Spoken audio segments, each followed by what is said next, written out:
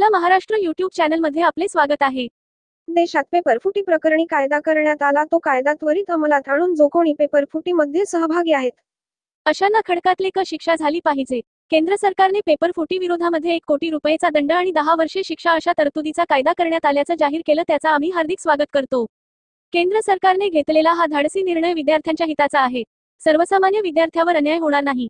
या कायद्यामुळे काबाड कष्ट करून शिक्षण घेणाऱ्या गोरगरीब विद्यार्थ्यांना न्याय मिळणार आहे। जे पैसे घालून शिक्षण विकत घेतात, पेपरफुट सारखे प्रकार करतात, अशांना चाप बसणार आहे, असे मत बहुजन विकास अभियानाचे प्रमुख संजय कुमारने व्यक्त केले। आमच्या मागण्या मान्य करा, नाहीतर खुर्च्या खाली करा, नाहीतर खुर्च्या खाली करा। आमच्या मागण्या मान्य करा, नाहीतर खुर्च्या खाली करा, नाहीतर खुर्च्या खाली करा। जिल्हा परिषद शाळा चालूच पाहिजे। जय हिंद। मी बहुजन विकास अभियानाचा प्रमुख संजय कुमार।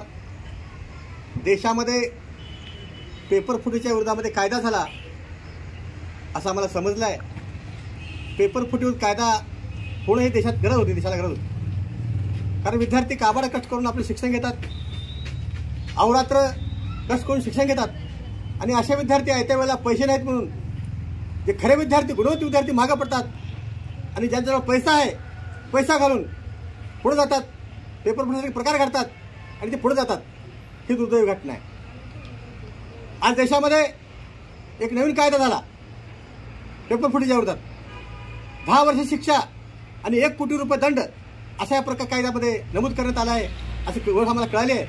मात्र कायदा अत्यंत कडकपणे होऊन अंमलात आला पाहिजे। जो कोणी असे पेपर प्रकार करेल त्याला कडक शासन झालं पाहिजे, कारण गोरगरीब विद्यार्थी शिकतात, त्यांना आईवडील मदत करतात, आईवडील काबाड करून आपला मुलगा मोठा होईल म्हणजे शिकवतात, आणि आईच्या वेळेला पेपर फुटायचे आणि त्यांच्यावर अन्याय व्हायचा, हा प्रकार संबंध महाराष्ट्रामध्ये, भारतामध्ये चालू आहे। काल परवा घडली घटना, नेटचा पेपर फुटला गेला, काही शिक्षकाला अटक देखील झाली, लातूरच्या शिक्षकाला काही अटक झाली, त्याच्यामध्ये लातूर शिक्षकाने जशी साखळी, एक भ्रष्टाचारी साखळी या लोकांची निर्माण झाली, विद्यार्थ्यांचं भवितव्य उद्ध्वस्त करण्याची साखळी निर्माण झाली, म्हणून अशावर कडक कारवाई झाली पाहिजे।